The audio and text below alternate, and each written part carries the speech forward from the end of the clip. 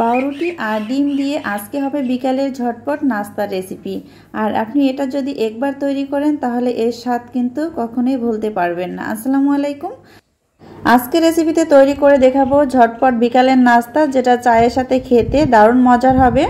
আর দেখুন নাস্তাগুলি দেখতে কতটা লোভনীয় হয়েছে। ঘরে থাকা উপকরণ দিয়ে কিন্তু আপনি এই নাস্তাগুলি তৈরি করে নিতে পারবেন। আজকের এই সহজ নাস্তা রেসিপি ভালো লাগলে ভিডিওটিতে লাইক দিবেন আর বেশি বেশি করে শেয়ার করবেন, যাতে এ ধরনের নাস্তা তৈরি করে সবাই বিকালে চায়ের সাথে পরিবেশন করতে পারে। তো ভিউয়ার, চলুন মূল রেসিপিতে চলে যাই। কিভাবে আজকের এই ঝটপট নাস্তার রেসিপিটি আমি তৈরি করেছি।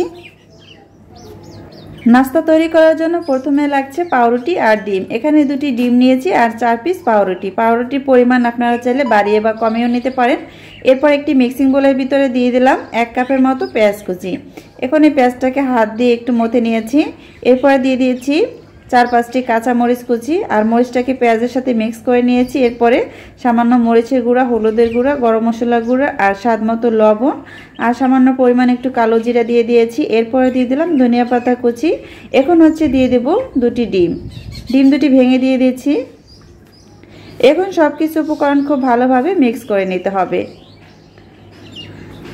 ভিডিওটি প্রথম থেকে শেষ পর্যন্ত দেখবেন, এতে করে আপনি পারফেক্টভাবে নাস্তাগুলি তৈরি করতে পারবেন।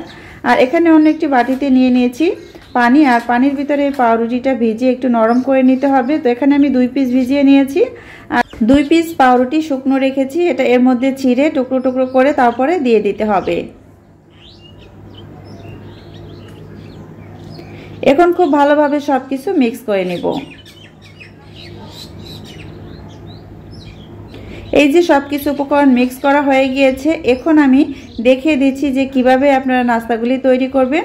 এই যে হাতটা ধুয়ে পরিষ্কার করে তারপরে হাতের ভিতর এভাবে পুরোটা নিয়ে এভাবে গোল করে তারপরে দিয়ে দিতে হবে। এই যেভাবে গোল গোল বলের মতো করে দিয়ে দিব। এটাকে পাকোড়ার মতো ভেজে নিতে হবে আর এটা ভাজার পরে খেতে অনেক মজার হয়।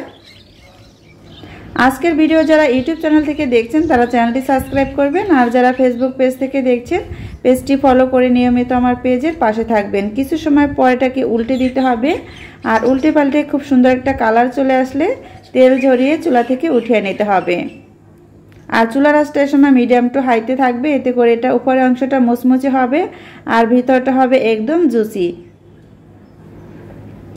কিছু সময় পর আবার এভাবে উল্টে পাল্টে দিব আর উল্টে পাল্টে খুব সুন্দর একটা কালার করে ভেজে নিব।